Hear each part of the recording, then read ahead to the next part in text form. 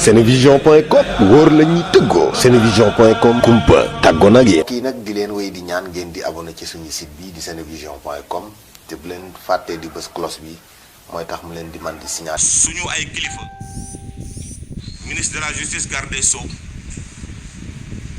jaarale ko ci turu procureur général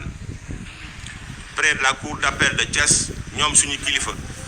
ma jaarale ko ci Babacar le délégué du procureur ci Tivaouane ñoom ñoo ñu jox sañ-sañ jox ñu ndigal nañu dem leen def point de presse bi ngeen leeral parce que lu mel nii bu xewee war nañu jóg leeral parce que mbir mi dafa nekk mbir mu doy waar moo tax ci loolu démb ci guddi ñaar fukki fan ak juróom benn ci weer bi ñu nekk mbir mi bu mu xewee ci hôpital bu ñuy wax Maam Abdoul Aziz Dabakh ci Tivaouane ñun tooguñu bi ñu ko yëgee rek dañoo gàddu suñu tànk ñëw ànd ak commissariat urbain central commissaire Diédhiou ñëw def li ñuy wax les premières constatations ci loolu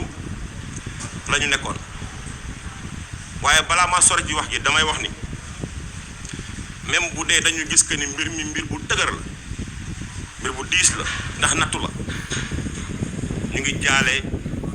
kilifa gu mag gi xalifa général di Tidiane ñu ngi jaale aussi ñi nga xam ni ñoom la ci seen njaboot génn àdduna naam sax njaboot gi yëpp ñun ñoo ko bokk ñu ngi jaale peuple sénégalais bi yëpp te xam ni lii dafa metti waaye dañuy ñaan yàlla di wax rek inna lillahi wa inna ilayhi rajiun di ci yokk ne kulli man nafsin zaa'iqatul mawti kullu man alayha faanin bakkan bu mos dund di nga mos a dee ñuy ñaan yàlla xare suñu bébé yi yàlla xare leen àjjana ñi nga xam ne dañ leen tuddee ay malayka waaye balaa ñuy sori ci wax ji dama bëgg mu leer tuuti dañu nekk ci début enquête te début enquête képp ku xam enquête xam na ni que début enquête dañuy def ce qu'on appelle les constatations matérielles maanaam dañuy dem sur les lieux ñëw xool li xew l'enquête est secrète mënaguñu wax lii la mënaguñu wax lee la mënaguñu wax ni lii moo tax mbir mi am wala lii moo ko sabab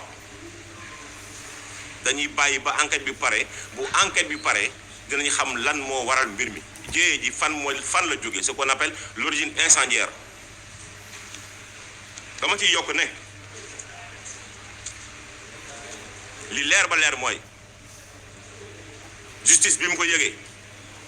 justice dafa autosaisir li ñuy wax la possibilité les prérogatives d'autosaisine dañ ko yëg déplacé wu dem def ci liñ ci war a def te ñu ngi koy def waaye na leer ni justice li mu ci war a def yëpp dina ko ci def képp ku sa loxo takk ci mbir mi nga xam ne sa responsabilité dañ koy engagé justice dina ko liggéey ni mu ko war a liggéey correctement et de la façon la plus légale ñu ngi leen sant di leen gërëm jërëjëf. Je remercie l'assistance. Senevision.com wóor la ñuy tëggoo. Senevision.com kumpa tàggoo nag yéen. kii nag di leen wéy di ñaan ngeen di abonné ci suñu site bi di Senevision.com te bu leen fàttee di bës cloche bi mooy tax mu leen di man di signaler.